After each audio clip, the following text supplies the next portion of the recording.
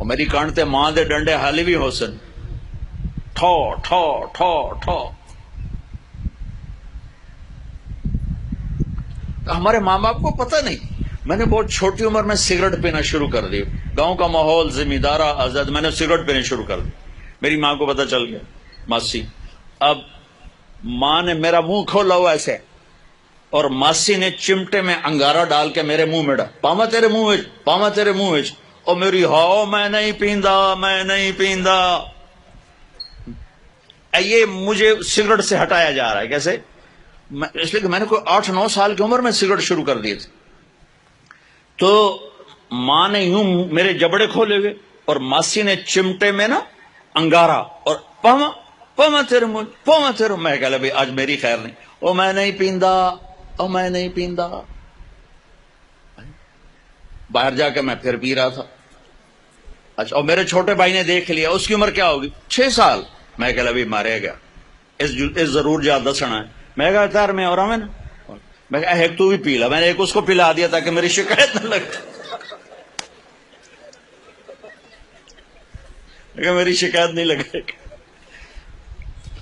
کیونکہ مار پٹائی آسان راستہ نا چپ کرانے کا، چپ کرانے کا، بند کرنے کا آسان کام ہے، 2-4 تھپڑ مارو چلو، بچہ رو دھو کے چپ ہو جائے گا۔ اللہ کے واسطے اپنے نبی کی زندگی پڑھو۔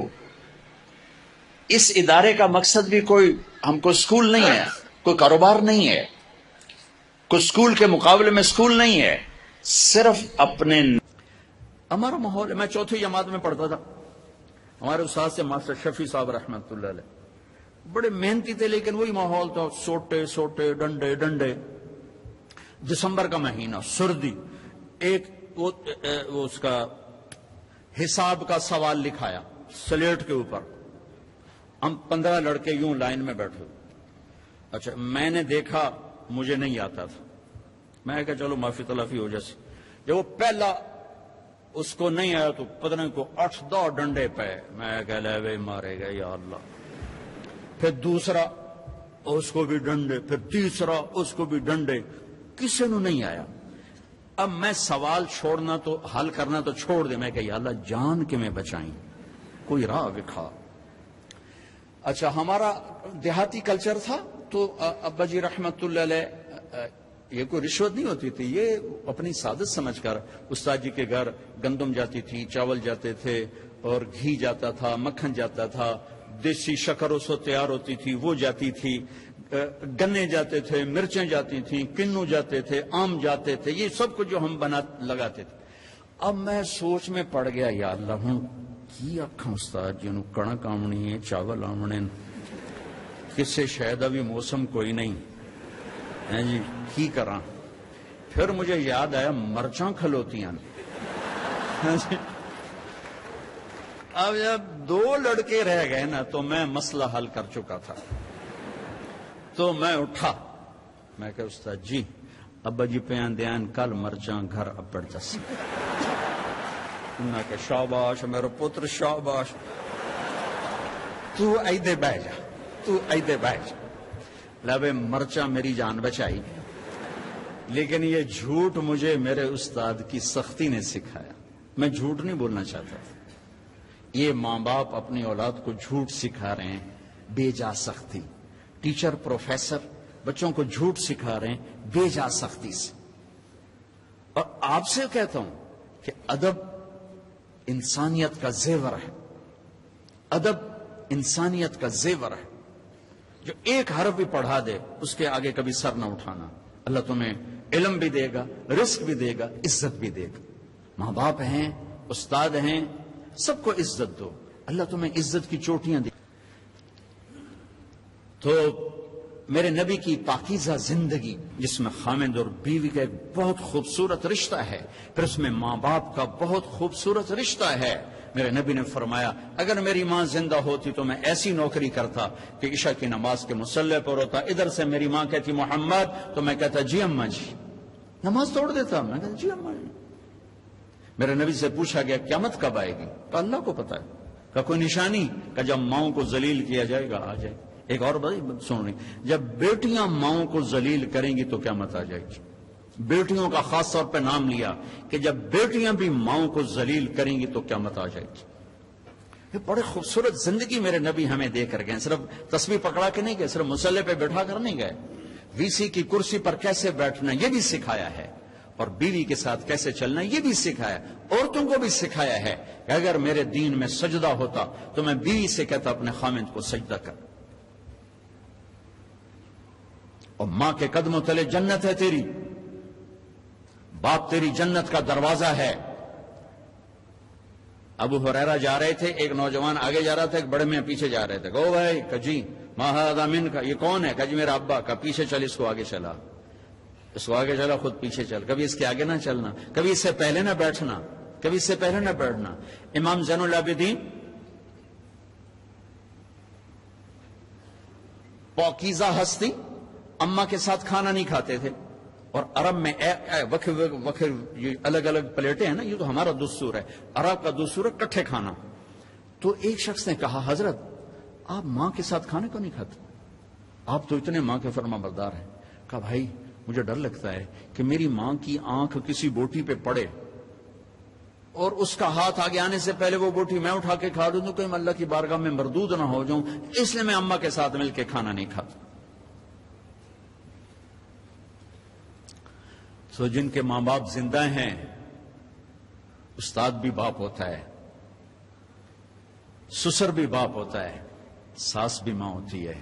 اپنے استادوں کو بھی باپ سمجھو, حقیقی باپ کو بھی باپ سمجھو. حضرت علی نے فرمایا جو مجھے ایک حرف قرآن کا نہیں, کوئی ایک حرف سکھا دے, قرآن نہیں کوئی, تو میں اس کا غلام ہوں جہاں چاہے بیچ دے. ادب کرو گے تو اللہ علم دے گا. ڈگری کے لیے نہ پڑھو, علم کے لیے پڑھو, اللہ تمہارے لیے رزق کا دروازہ بھی کھولے گا, علم کا دروازہ بھی کھولے گا. ٹیچروں سے کہتا ہوں طلبہ کو محبت سے لو, ٹانٹنگ نہ کریں, طنز نہ کریں, بے عزت نہ کریں. بے عزت کرنے سے ریئیکشن ہوتا ہے, عزت ختم ہو جاتی ہے. اگر چھوٹوں کی محبت لینی, انہیں عزت دینا شروع کریں, انہیں پیار دینا شروع کریں, وہ آپ کو عزت دیں گے. اگر آپ بڑے ہونے کا روب جتلا کر ان پر سختی کریں گے, ریئیکشن آئے گا. ہمارا ماحول ہے شد, ماں باپ بھی سختی کرتے ہیں, ماں باپ بھی تربیت کے نام پر ڈنڈا اٹھائے پھرتے ہیں, اور کتنے بچوں کو بیمار کر دیا. تیرے نمبر کیوں تھوڑے ہیں, تیرے نمبر کیوں تھوڑے ہیں, تیرے اے کیوں تھوڑے ہیں, یہ پتہ نہیں ایک تو اے بی کی تھوا بڑا, تو ان کو پاگل کر دیا ہے. اب یہ واچ کرو, دیکھو ماتھے پر رزق لکھا ہوتا ہے, ڈگریوں پر رزق نہیں لکھا ہوتا. یہ اچھے انسان بنے, اچھے انسان بنے, معاشرے کا اچھا فرد بنے, پڑھانے کی محنت ضرور کرو, پاگل نہ بنو, پاگل نہ بنو, اپنی اولاد کو پاگل نہ کرو. میرا ایک بچہ ذہین تھا, دوسرا ذرا متوسط تھا, تو میری بیگم نے دونوں کا آپس میں مقابلہ کرا چھوٹے کو بڑے کا دشمن بنا دی. تو دیکھ تیرے اتنے تھوڑے نمبر آئے, یہ تیرا بھائی ہے, دیکھ اس کے کتنے اچھے نمبر آئے. وہ چھوٹے وہ بڑے کے گربان پکڑنے لگے, اور اتنا اس کے ساتھ وہ بدتمیز ہو گیا. میں کہا ویک اے تیرے مقابلے دا نتیجہ ہے. ایک کا قدرتی استعداد تھوڑی ہوتی ہے, کسی اور چیز میں زیادہ ہوتی ہے, ایک پڑھنے میں اچھا ہوتا ہے, ایک کسی اور چیز میں اچھا ہوتا ہے.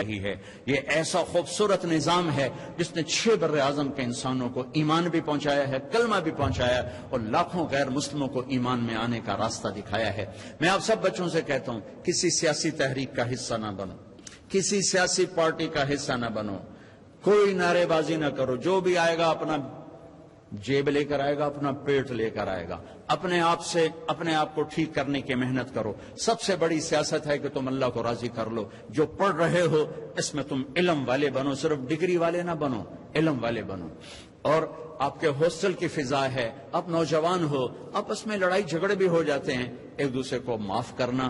جس کسی سے لڑے ہوئے ہو صلح کر لینا, ماں باپ سے لڑے ہوئے ہو ان کے پاؤں پکڑ لینا, بیوی سے کوئی سینگ پھنسے ہوئے معافی مانگ لینا, بیوی کے خامن سے کوئی اڑبن ہے تو معافی مانگ لینا کہ میرے اللہ کو معاف کرنا انتہائی پسند ہے. اور خاص طور پر میاں بیوی اگر لڑ کے آپس میں صلح کریں تو اللہ ان کے پچھلے سارے گناہ معاف کر دیتے.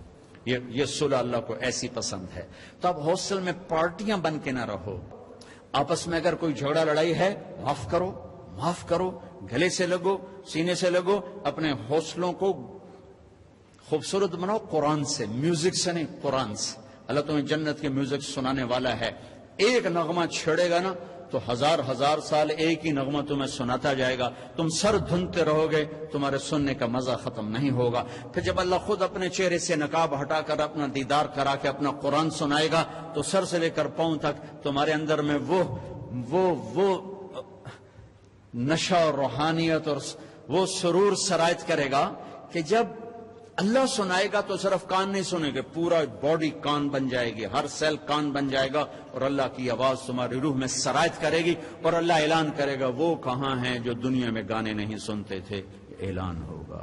اب تمہاری مرضی ہے کہ تم یہ ڈھول ڈھمکے سن لو یا میرے رب کی جنت کے گیت سن لو, میرے رب کی جنت کا نغمہ اور موسیقی سن لو. تو آپس میں میرے عزیزوں پیار محبت سے رہو, آپس میں الفت سے رہو, درگزر سے رہو. کبھی کھٹ پٹ ہو جائے تو کسی سے کو ہماری صلح کرو, خود کرو. نہیں کر سکتے کسی سے کو بیچ میں پڑے, وہ نہیں پڑھ رہے, تم اوپر کے بچے مل کر ان کی صلح کراؤ.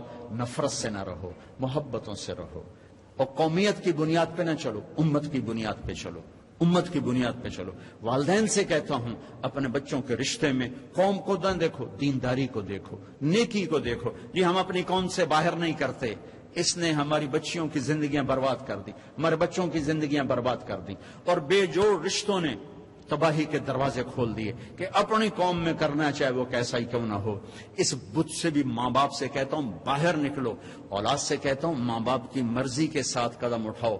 تم بھی اس حد تک کراس نہ کرو باؤنڈری کے کورٹ میں جا کے تم شادیاں شروع کر دو. اور ماں باپ سے کہتا ہوں اتنا مجبور نہ کرو کہ ان کی زندگیاں اجیرن ہو جائیں, ویران ہو جائیں. کہ جس نے زندگی گزارنی ہے, ایجاب و قبول لڑکے لڑکی کا حق ہے, ماں باپ کا حق نہیں ہے. اور یہ حق بڑا غلط استعمال ہو رہا ہے. بس اسی ایتھے کرنا ہے, کرنا تو کر, نہیں تو نہ کر, آپ جا کر ایسے نہیں کر دے. اور کوئی بیٹی تو کہہ نہیں سکتی کہ میں یہاں شادی نہیں کرنا چاہتا. میرا تو راوی میرا کنارہ ہے. ہمارے بچپن میں ذبح کر کے دریا میں ڈال دیتے تھے. کتنی ہزاروں بچیاں راوی کی لہروں کا شکار ہوتی. اپنی قوم میں کرنا, غیر نہیں کرنا, ایتھے کرنا ہے. ایتھے میں نہیں کر سکتی, چلو ورلڈ کپ دو. ساری زندگی خود زنا کریں تو کوئی غیرت کا جنازہ نہیں نکلا. بیٹی صرف اتنا کہہ دے میں یہاں نہیں کرنا چاہتا, ذبح کر دو.